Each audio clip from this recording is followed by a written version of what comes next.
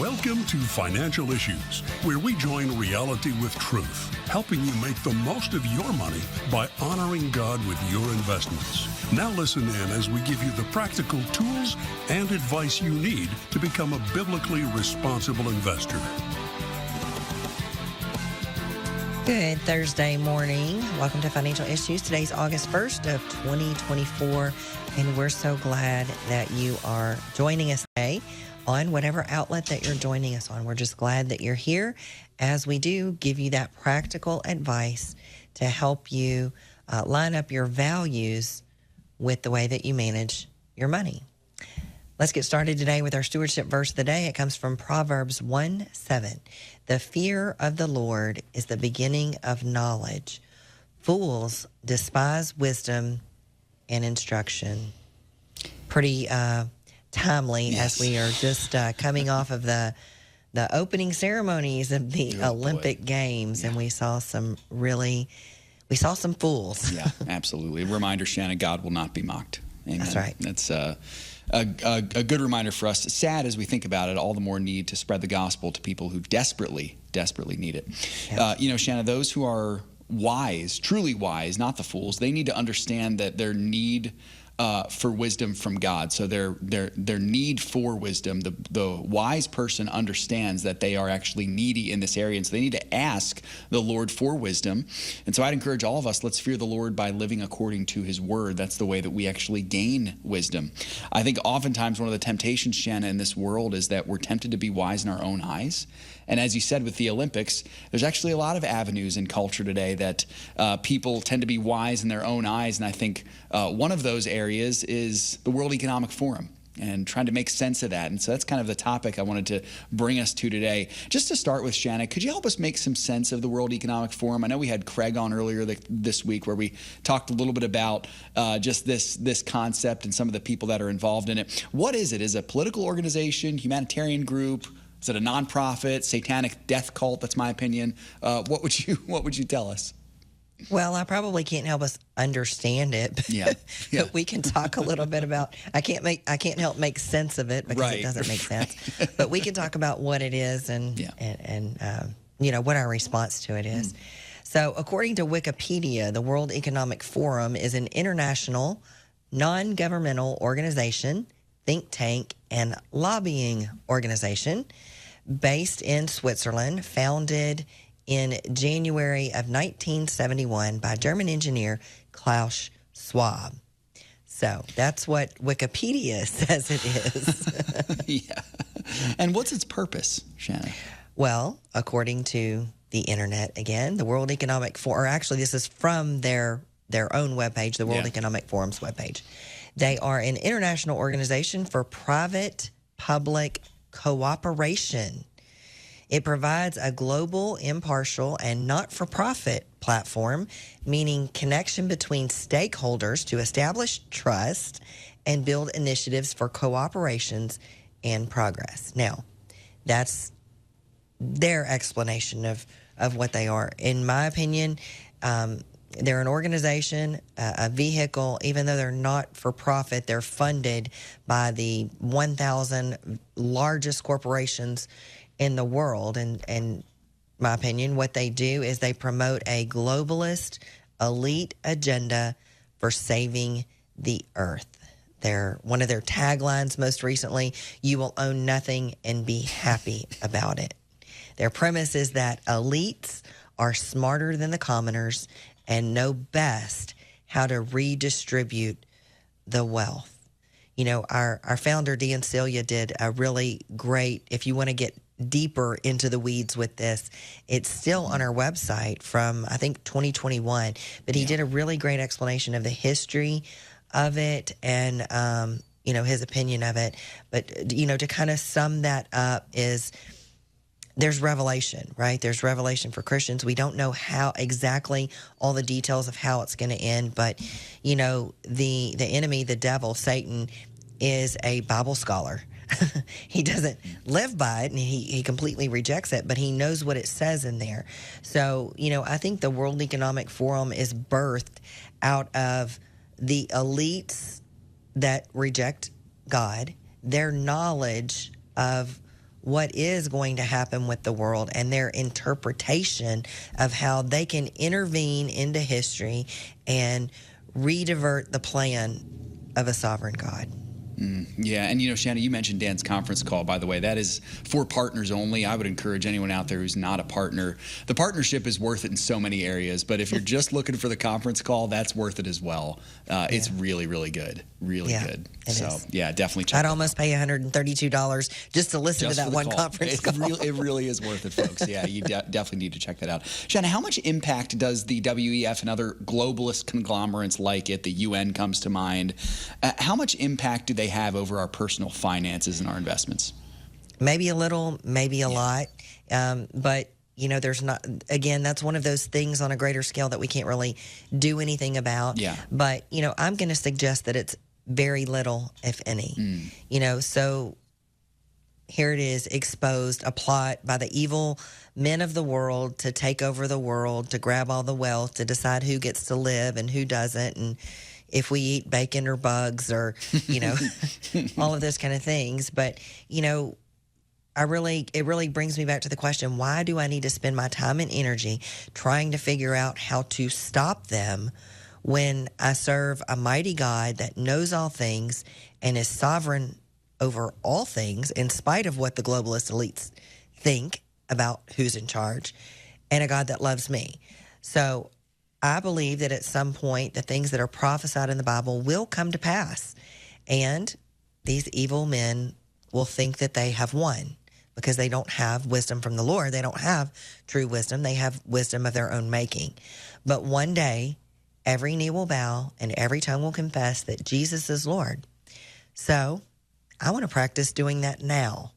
Not by trying to be a hero and finding places to hide or protect money, but by using wisely the little pieces of God's immense resources that I've been trusted with. Yeah, well said, Shana. Just the last question to kind of close up this conversation here. How would you advise us to think rightly about these organizations while also doing our best to protect the money God has given us to steward? Well, it might be a good idea to start by not thinking about them at all. Yeah. Not really giving them any of your attention, because one of the things that's coming in the end is a great deception.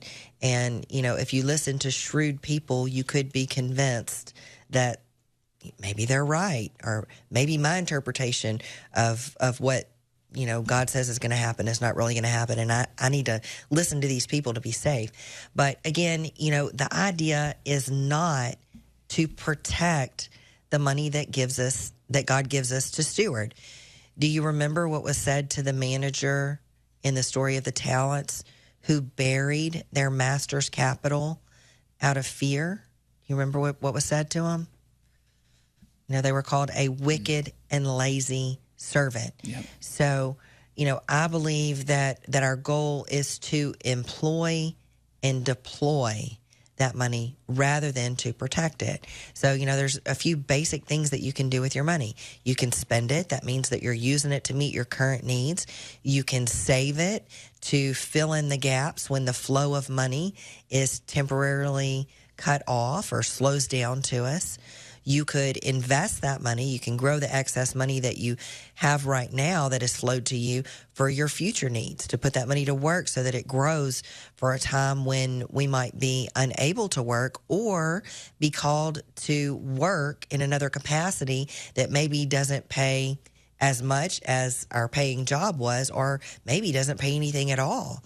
And the last thing that we can do is to give. So that is where we're actually deploying capital into the earth to make a difference. And I would suggest that even the small amount of money that we could give right now is going to make so much more of an impact eternally than anything that the World Economic Forum is doing in the earth to control things right now. Yeah, that's well said there, Shana. It's a good reminder. I think about this a lot. I think our listeners, it's worth it to just remind them, too, that we live in this world, we live in this space right now where we have to at least think about these things that we see with money, with the World Economic Forum, with global happenings and things like that, but we're not to be consumed by it. Our focus is on the eternal kingdom. Our focus is on Christ. Our focus is on what is unseen, as Paul says, not on what is seen. So there's that delicate balance there where we live and operate here, but our main focus is not here. It's in eternity. And I hope that can give us some encouragement as we see chaos around us, knowing that we have glory coming. That's right. I don't want to be one of those organizations that just pushes fear, because how many times in the scripture are we told, do not be anxious for anything. Do not worry, do not worry, do not worry, do not be afraid. We're constantly told that. So, I don't want to be preaching a message that is contrary to what the scripture is telling us about how we should handle the information around us. Well, folks, we've got to take a break, but we're going to be back with more financial issues after this break. We hope that you will stick with us, learn more about us at financialissues.org.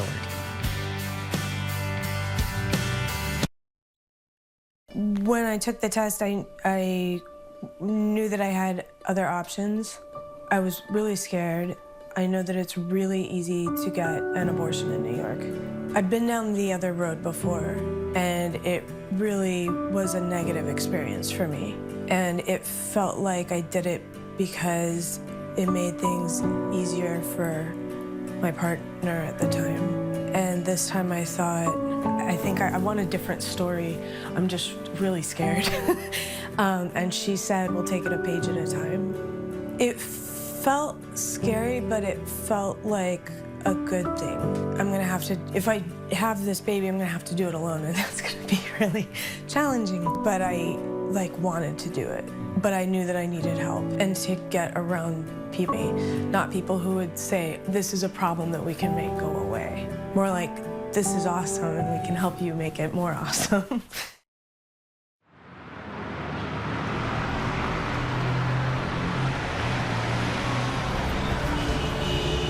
Navigating through investment options can be challenging, especially when you're determined to uphold your God-given values.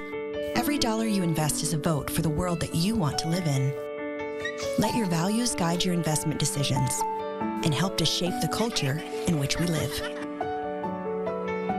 Become a beacon of light and pave the way with biblically responsible investing.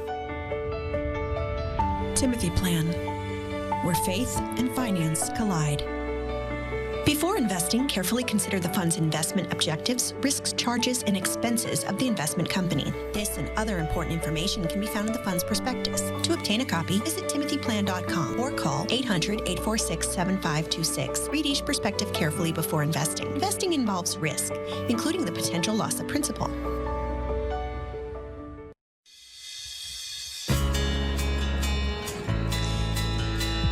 Welcome back to Financial Issues.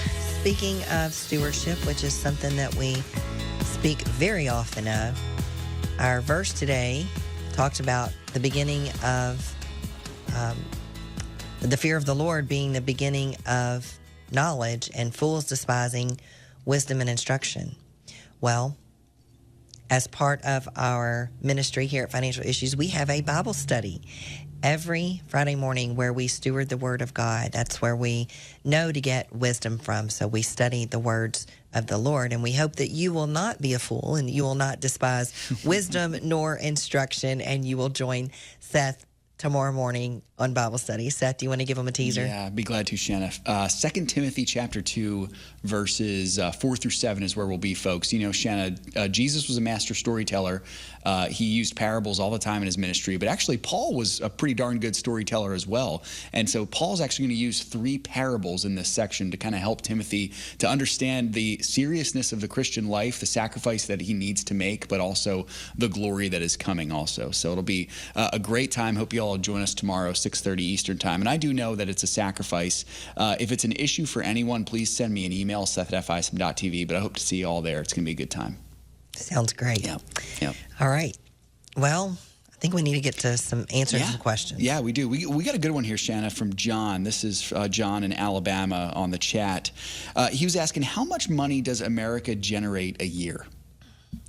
Well, I guess the answer to that would be to look to GDP. Gross domestic product is a measure of all the goods and services in the economy. It's reported well, it's reported once a quarter and then revised about 3 times after that to get to the final number. But the most current number that we have is a hair north of $27 trillion. So that's the size of the U.S. economy, and that's about a quarter the size of the entire world's economy. $27 trillion is pretty impressive, but not quite as impressive a number as $35 trillion. Anyone want to take a guess where I'm going here? We're producing $27 trillion a year, goods and services, and we have $37 trillion in debt. I think we've got that scary picture of the U.S. debt clock up on the screen if you're watching now. Yeah. So, yeah, we've 35 officially... is a lot. That's a lot. It is. We've officially crossed that 35 trillion mark. And every time I look at this, I always like to look at, $1 trillion is a hard number for human beings to wrap our brains around, much less 35 trillion. But 100,000, we can wrap our brains around that pretty quickly, right? I mean, we all know, how long does it take us to earn $100,000 based on what we make in a year? How much does it take us to save up $100,000? But, while we're watching this clock run here, let's just take a look. Let's block out all the other numbers except for when it comes down to just 100,000. So the last 6 numbers in that number that's running wildly at the top left hand of the screen, and just watch how fast it goes from you can't even count it. And I think my clock is running slowly. So, to go from 7 to 800, it's happening quicker than we can even talk. So it's just craziness. Just to put those $1 trillion numbers in perspective for you. So, John, thanks for that question. Yeah. We appreciate it. It's a good one, John. Bit of a downer, but a good one nonetheless. Cynthia is age 65, Shannon. Cynthia's asking, my husband and I are retired. We receive $70,000 a year from Social Security, $70,000. We have no other income. We're looking to sell our home of 20 years for about $750,000. Purchased it for $150,000. Trying to find out if we would pay any capital gains tax. I've heard that if we both make less than $94,000 combined, we would not have any capital gains. I've also heard that $500,000 plus purchases at a purchase price of $150,000 would be exempt, and the rest is taxable. What insight would you have for Cynthia there, Shana? Well, it sounds like you're getting some pretty decent information there. So, I'll just preface this by saying I'm not a licensed tax professional. So, you're going to want to, you're probably going to need some help calculating your cost basis. So $500,000 of gains is the amount that is exempt from the sale of a primary home. So you must have owned that home for 2 out of the last 5 years, of which if you've owned it and lived primarily in it for the last 20 years, sounds like you pretty much meet that criteria. So you'll get to exempt $500,000 of gains. So then the question becomes, how do I calculate what is a gain of that $750,000 purchase price? Well, certainly the amount that you purchased it for, but you're probably going to need a little bit of help in figuring out your total cost basis, because you get to include improvements there. So how many times in the last 20 years have you made improvements or repairs to your home? I would think that you would have at least had to have put on it one roof, probably more than that if you live in my area, or along the Florida coast where we have a lot of hurricanes. So, you'll need to include the purchase price plus your improvements. And then, of course, out of that purchase price, you're going to have costs involved with selling the home. So you're going to have closing costs. You may pay a realtor to sell the home for you. You'll get to subtract those costs as well. So the capital gains rate in the 12% tax bracket is indeed 0. So if you have, right now, your Social Security is probably not taxable, but when you have other income over a certain threshold, then you can have up to 85% of your Social Security become taxable.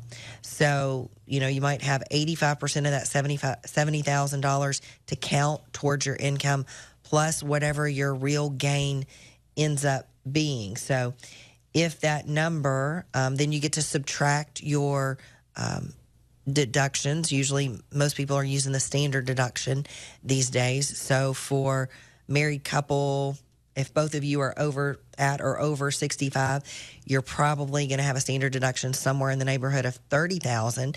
So you get to subtract that. So,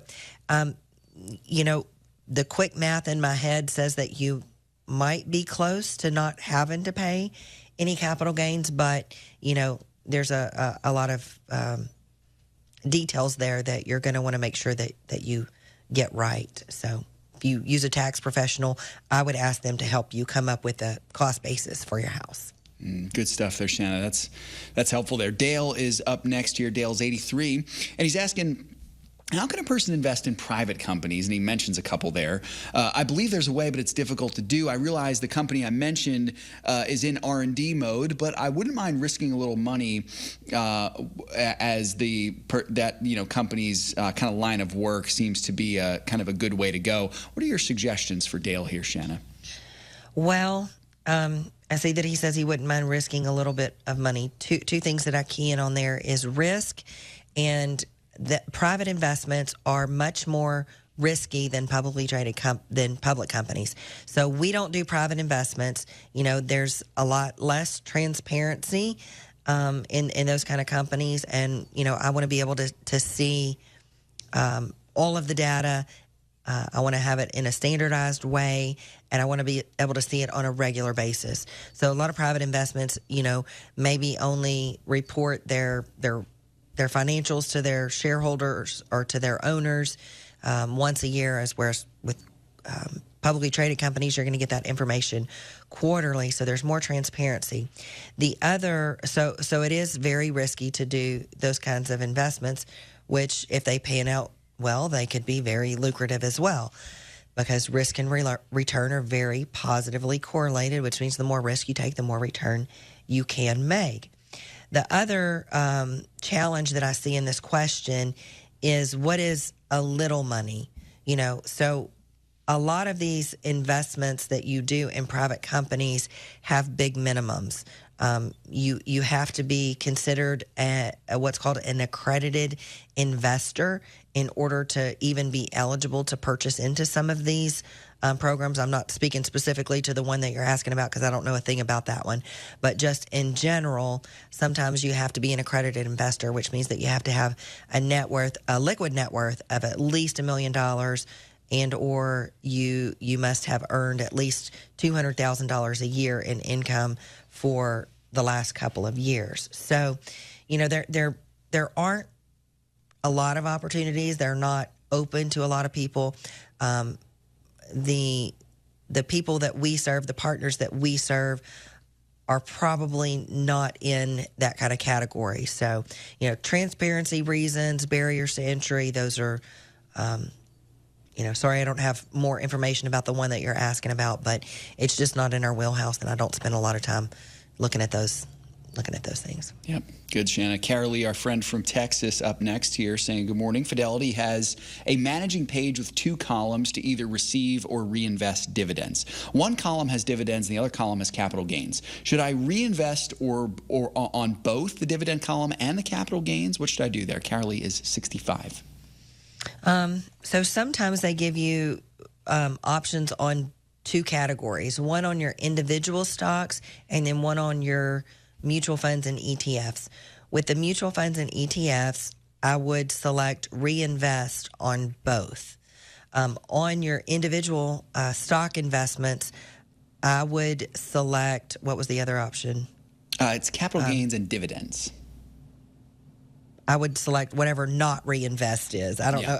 She didn't say what it's called on the application, but I would not reinvest capital gains or dividends. Well, you can't reinvest capital gains really on your individual positions, but I would not reinvest the dividends or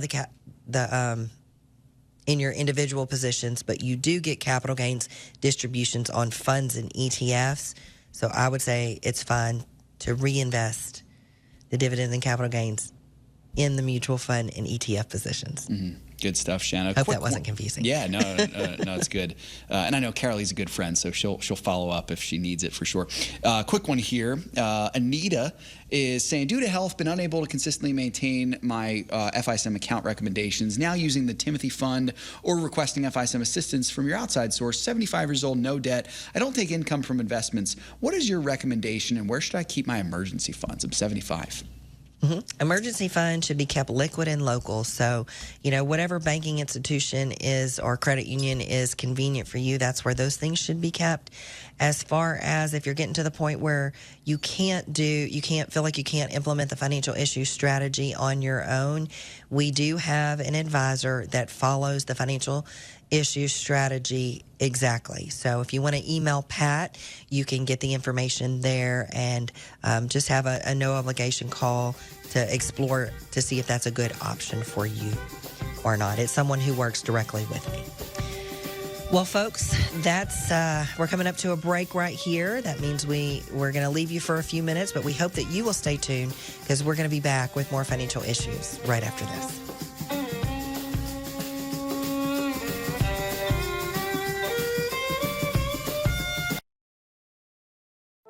Hi, this is Shana Bird, the host of Financial Issues.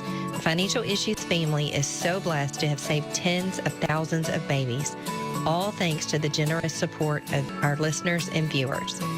For $140, you can sponsor 5 ultrasounds. Please go to preborn.org, that's preborn.org, or financialissues.org and click on the Preborn logo. Save a baby, save a life. Here at FISM News, our mission is to provide you with news from a source you can trust. The news is a constant reminder that this world is not our home. It is marred by sin, resulting in wars, brokenness, and divisiveness. Jesus promised that he will return soon to judge sin and make all things new. Until then, we place our hope in him. This is the good news, the most important truth we feel compelled to share.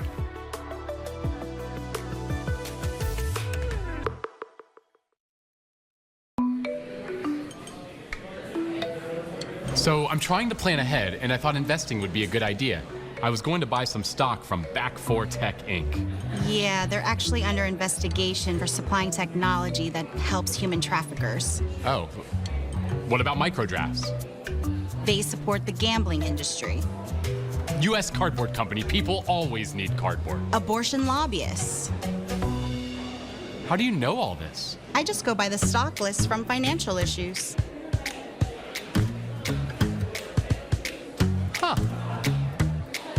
Feel confident and rest assured that your money is not supporting the things that grieve the heart of God. For more information, go to financialissues.org to find out how you can be biblically responsible with your investments. Go to financialissues.org today. Grow your money God's way.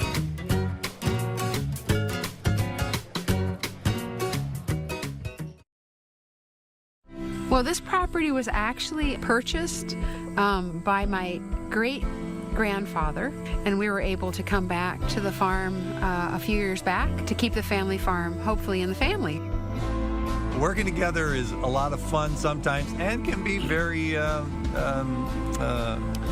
challenging. Iron sharpens iron. Iron sharpens iron. We want to try to provide the freshest possible and healthiest possible produce for our neighbors and our friends and the people that we are able to touch in their lives at the farmers markets. Samaritan Ministries is a perfect fit because we feel like we can actually partner with other Christians to help them provide for their medical needs. We're Tony and Ginger Malik, and we are Grandma and Grandpa's farm in Sparland, Illinois, and we are Samaritan Ministry members.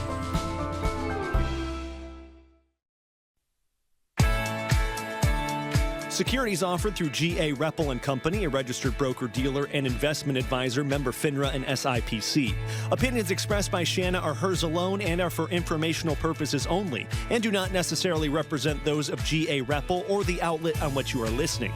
You should consider how the information applies to your situation prior to personally implementing it and consult any financial professional you work with to make sure it's applicable to your financial plan.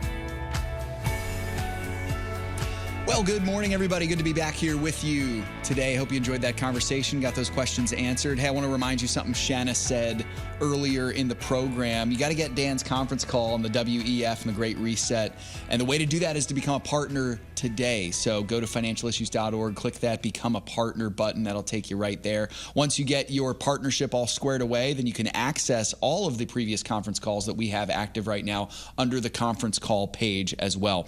Also, for partners, we have some great commentary that Shana put out yesterday on the commentary and buy list page of the partnership. So again, hover over the partner tab. That partner tab on the website is your best friend. That has, that's kind of the doorway to everything. Buy list, broad list, and all the different partner benefits that you can get as well. So go to the partner tab and then slide on over to that first column, and right around the middle there is both partner conference calls where you can find Dan's call from 2021, and then also what was I looking for there? It was the commentary. So actually, so the commentary is going to be under the buy list section at the very top there. So check out Shana's commentary from yesterday. It was really good and helping us to get some insight on what's happening in the markets and in the economy right now. Speaking of the markets, and by the way, we are live this morning. Speaking of the markets today, so yesterday was a big day in the markets and the economy. A lot to digest as well. So the indices shot up out of the gate as they were kind of waiting optimistically for a couple big tech heavy hitters to report their Q2 earnings. This is a big earnings week for the tech sector especially, and that's really what's been driving this market trend upward recently. So the tech heavy NASDAQ was leading the way midday thanks to some big time gains from NVIDIA. It was approaching a 3% gain actually. The S&P wasn't far behind, and the Dow Jones was enjoying some gains as well. By late afternoon, all three indices were up as the Fed did hold the line with interest rates. We'll talk about that in just a moment, likely indicating that there is going to be one coming soon. And the indices like that. So sure enough, by the end of the day, all three in positive territory. The Dow was up 0.25%. The S&P was up a full 1.5%, and then some. And then the NASDAQ approaching 3%, finished right around 2.65% for the day. So a great day there for the NASDAQ especially. The pre-markets were somewhat positive this morning. They were boosted by Meta's earnings report, which we'll talk about that in a moment as well. The markets having just opened all in positive territory, moderately so. The Dow is up about 0.1%, same with the NASDAQ, and the S&P is up about 1/3 as we sit right now. So we talked about the Fed holding rates steady. Of course it did, and it noted progress on inflation as well, much of the same talking points that we've seen. They said that inflation is edging down closer to that pipe dream 2% target, that pipe dream being our opinion, not necessarily the Fed's. This news means that the central bank will maintain its key benchmark borrowing cost at the current range. Keep in mind that range is 5.25 to 5.5%. Now, there was no mention of an imminent rate cut. Instead, Fed officials once again said that they want to see more progress before implementing rate cuts. But I think we can all read between the lines here and say that it's very likely that a rate cut will come in 2024 and quite possibly at the next Fed meeting in September. The FOMC said in a post-meeting statement, quote, inflation has eased over the past year but remains somewhat elevated. In recent months, there's been some further progress toward the committee's 2% inflation objective. I think Jerome Powell had some comments similar to that as well. We believe it's likely that it'll probably happen next time before the election. We'll have to see what happens there for sure. But the next Fed meeting is going to be in September, and that will be, I believe, the last one before the 2024 election. Moving over to earnings now, I mentioned Meta. Meta had a good earnings call yesterday. Rose 73%. Their profits did in 2024 Q2. Profits from the company's advertising business mitigated losses from its ambitious non-social media bets. Revenue was $39.1 billion for the quarter. That beat the average forecast. $5.6 billion earnings per share also beat the forecast. So pretty well done there for Meta. Not as well done for Microsoft, actually. A little bit of an AI disappointment. They reported earnings after the bell on Tuesday, actually. Earnings per share were only up slightly. The overall cloud revenue came in around $36.8 billion, as analysts had expected, but the intelligent cloud revenue came up short of its expectation, only slightly short. So not as well done for Microsoft as for Meta. But that's what the earnings calendar is looking like, folks. We have some more coming up on the deck here. We saw McDonald's reported earlier this week. We saw actually Moderna stock reported today as well. And then, of course, we're going to have to keep an eye also on those other tech earnings, because those seem to be the big ones that have kind of been driving the markets upward here. All right, Grant, I know we had a comment from last week. Let's get to that one here before the ag report, if we have time for it. Yeah, so we have a comment from Peter and Josie. Tough questions and good answers, Seth. I heard some good news today also, Seth. Still smiling. Yeah, it's awesome, Peter and Josie. Thank you. I appreciate your encouragement. We always hope to give good answers, especially to these tough questions. I think this was in reference to a show from last week. As to that news that Peter is referring to, I have not shared this with you all in the air yet, but earlier this month, Megan and I found out that she is pregnant with our third child. So we are very, very excited about that. A little bit nervous, to be sure, but really excited. I had shared this news with the Bible study last week, so wanted to take a moment to just share that all with you. Really, really exciting, and we would appreciate the prayers especially. It's been an amazing experience thus far, actually. Megan's been doing great. Her morning sickness has been very limited, which we're very pleased about. And, you know, folks, each of our previous pregnancies with Eloise back in 2020 and then Josiah in 2022, they were tough in their own ways. So for Eloise, it was during the COVID lockdowns. In fact, I think the country locked down right as Megan started her second trimester. So that was tough for sure. There were some blood pressure issues as well. And then with Josiah, of course, pregnancy started out wonderfully. And then about at the beginning of the third trimester, Dan passed away. So both of those were just brutal in their various different ways. And so I was at the point there where I was like, I might be done having kids. I don't know if I want to have any more after those experiences. But, you know, folks, sooner or later, I realized it's tough to argue with the biblical command to be fruitful and multiply. And I want to speak very, candidly and also understand that there are many people in our audience who could not have children. And so my heart grieves for you. The simple fact is, though, that there is a command to be fruitful and multiply if you can. And there's also a biblical blessing that says children are indeed a blessing. Psalm 127 says they're like arrows in the hands of a warrior. And so it got tiring to argue with that after a while. When you argue with the scriptures, you're going to lose. And so that's what happened to me. So we are very excited. Baby 3 is coming in March. So please pray for Megan. Totally healthy pregnancy, obviously. And same for Eloise and Josiah. Their world's going to get rocked once again. But they're already excited. They already know that a baby's coming. So we're thrilled for that. Also, you can keep praying for the growing FISM family. Luke Brubaker, our head of video, he and his wife Becca had their baby several weeks ago. So the FISM family is growing, and it's pretty cool to see. But yeah, Peter and Josie, I appreciate those comments so much. And for all of you, I appreciate your prayers tremendously there. That's great. Before we get to the ag here, Robert had a question there from Texas on the chat saying, it used to be only 1 in 10 startups made it successful to a successful liquidity event. Is that still true today? Robert, I believe that is the case. I've heard a similar statistic to that. Whether it's that specific number or not, the general truth behind that absolutely stands, that startups can be very, very, very tough. And I would encourage you all, actually, if you're interested in that topic, we did a full show on the idea of business ownership and business management and starting a business. I believe it was, I want to say 2 weeks ago. I could try to find those dates here during that break for you there. Was that Robert in the chat? Yeah, I believe so. Yeah, it's a tough thing to do. I know people who own their own businesses, and some of them make enough money to keep the business open, but they can't make a profit. It's a really hard thing to do. But man, if you have the skills to do it, if you have the mental capacity to do it, I would encourage you to do it, because owning a business can be such a blessing, not just for you, but for the people who work under you as well, especially if you're a Christian. It's good stuff. So we got the ag report coming up here, folks. Craig's doing a lot better, and he's got the ag for us today, and then we'll be back right after this.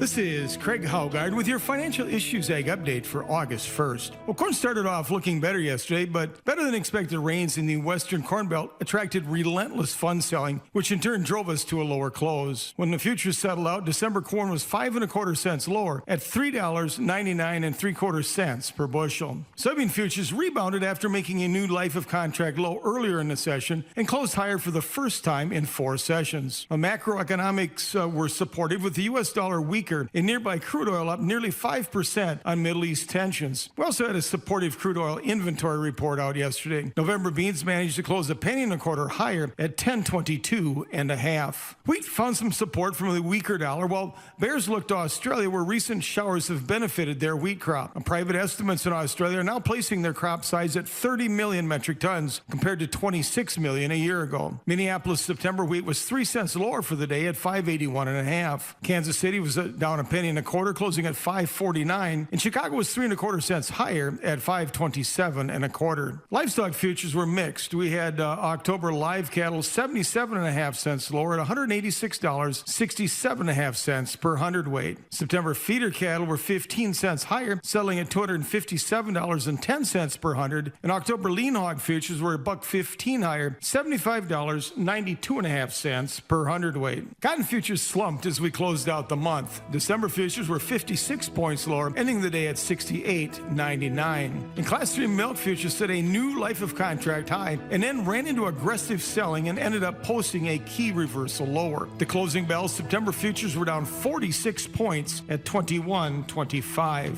This has been Craig Haugard with your Financial Issues Ag Update. We'll be right back with more financial issues after this.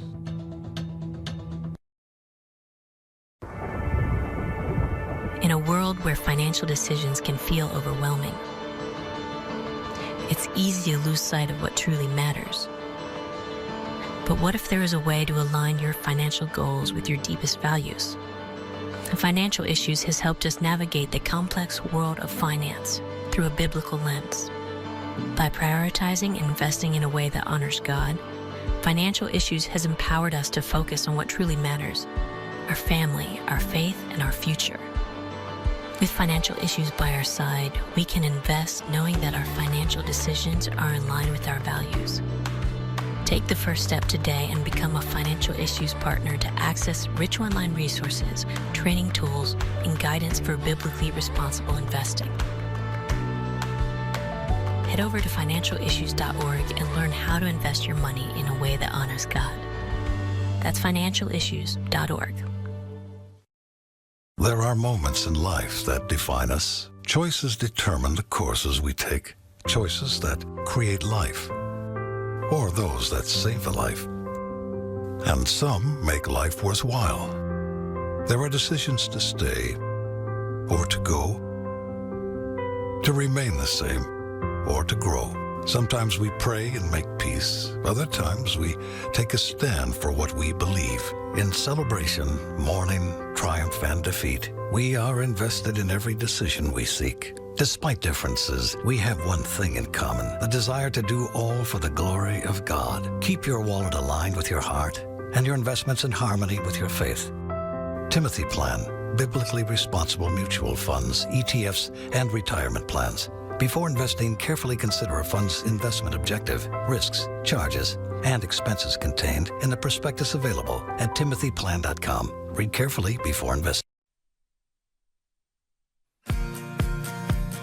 The opinions and recommendations expressed on this program do not necessarily represent the opinions of the station or any of the program sponsors. Additionally, all products or services offered by the program sponsors may not be known by the program. Hey folks, we had a cool event happen with the ministry last week. A couple of our team members were able to travel down to Florida to celebrate the 30th anniversary of the Timothy Plan. So Timothy Plan officially turned 30 this past summer, and we are celebrating with them.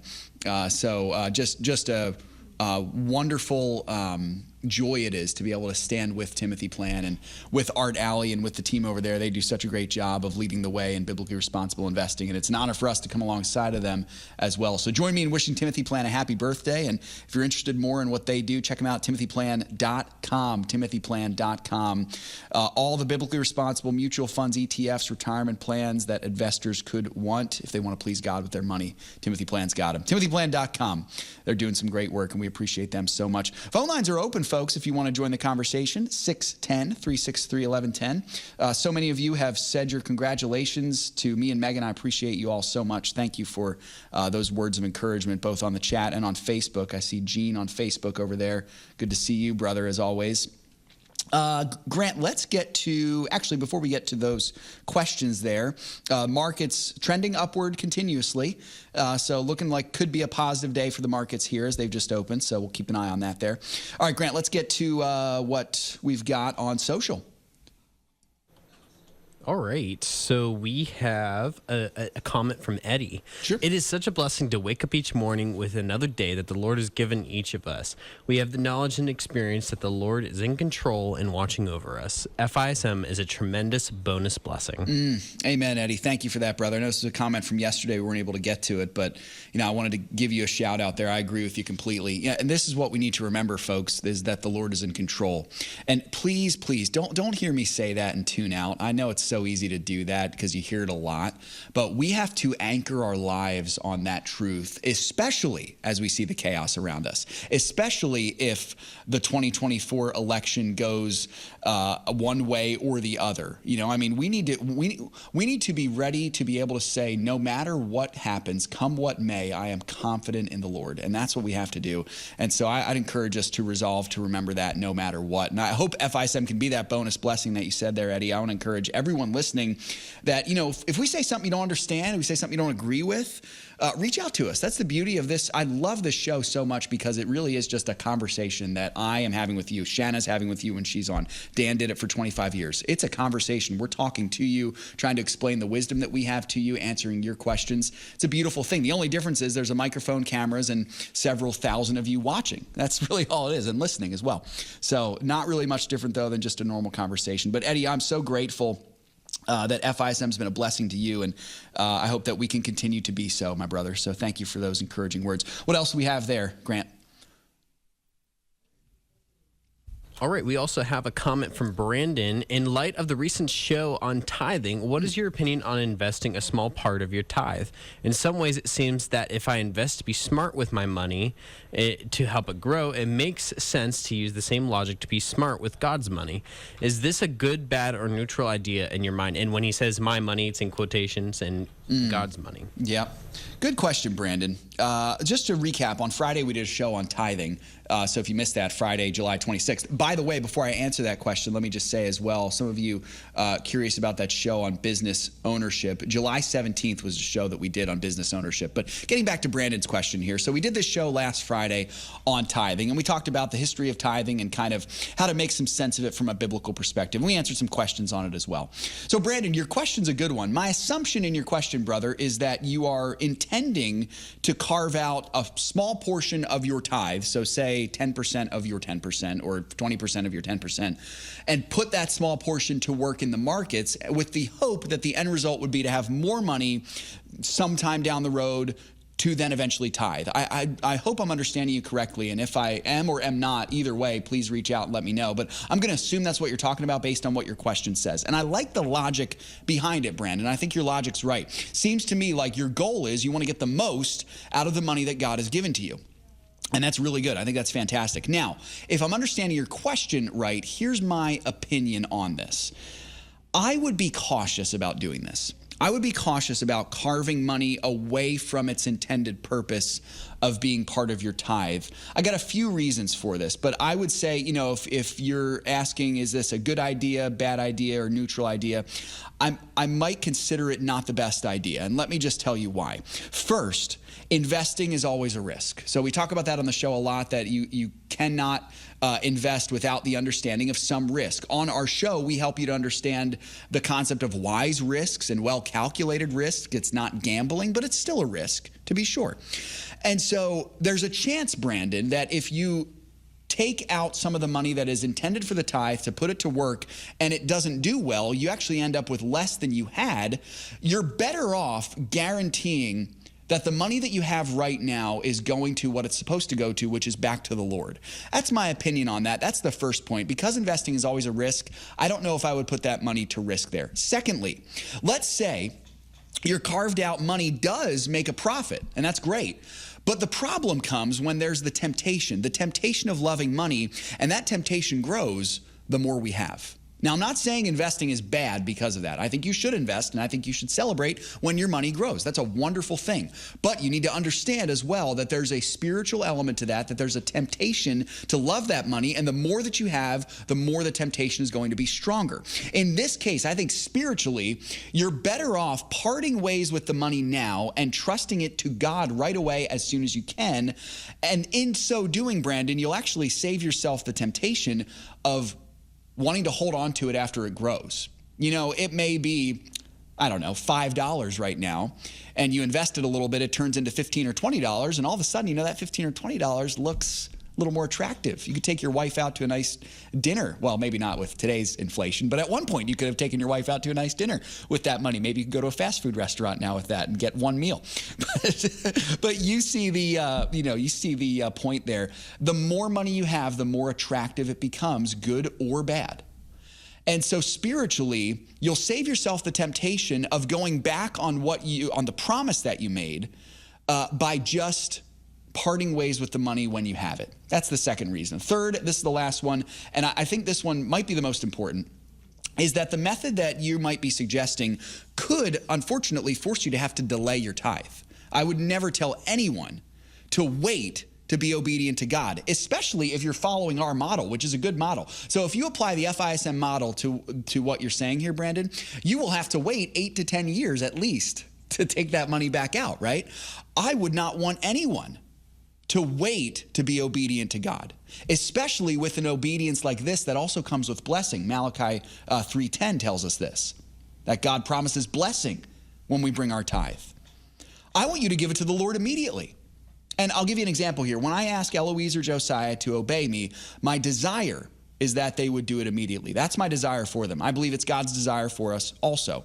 When he asks of us to do something, he asks of us to do it immediately with what we have, rather than saying, you know what, God, I'm not going to obey you right now, but just give me some time, and in the future, I'll be able to do it better.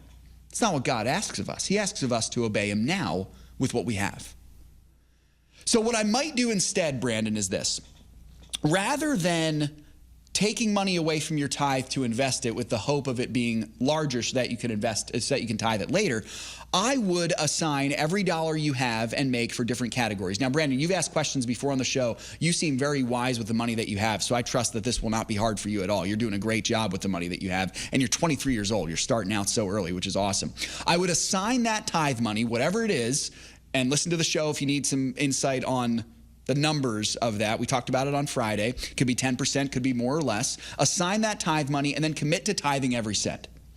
And then what I would do is I would take your logic with what you said in your question and try using that for the money that you might use for kingdom purposes. So being generous, maybe offering that money to another organization that's not a church, giving to other ministries, something like that, if there's someone in your church as well. I think it's a great concept, but I think your tithe money is too important to risk it and to delay it as well. And again, your logic is right on. I love it. But think about it this way. It's much like the concept of investing the money that you live off of. If someone came to me and said, hey, I'm thinking about investing this money that I need to pay my mortgage next month, but I'm going to put it in the stock market, I would tell them, no, don't do that. That money is too important. Use it for the immediate need and set aside other money that you don't need to invest. It's the same with your tithe. Your tithe is too important to not do it now and also to risk possibly losing it. So what I would do is trust that what the money that God has given you right now is enough for right now. That tithe is enough. You don't need for it to grow according to the markets to be able to be obedient to God. Be obedient right now. Set aside that tithe. And remember this, Brandon, I think this is most important. Trust that God is a better multiplier than the equity markets are, right? God can grow your money way more efficiently. He can multiply it way more than the equity markets can. Put it back to him. Give it back to him rather than putting it in the markets, and watch what he does with it. And I believe that your obedience will be tremendously blessed if you do that, brother. I really do.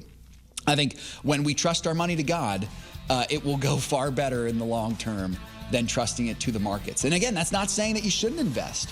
I think investing is actually part of entrusting your money to God. But in this specific case, Brandon, I would tell you the money that you have to tithe it right now, because it's being obedient to God and it's trusting it to Him, the great multiplier, knowing that He can do amazing things, more than you could ever ask or imagine with it. Boy, a great question there, brother. And if you've got a follow-up, I'd love to hear it. Great to be here with you on the show, folks. God willing, we'll do it again tomorrow. Until then, remember, it's all His.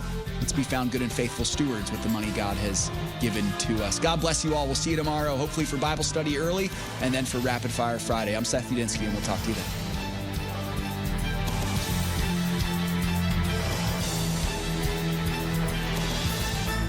If we ever forget that we're one nation under God, then we will be a nation gone under.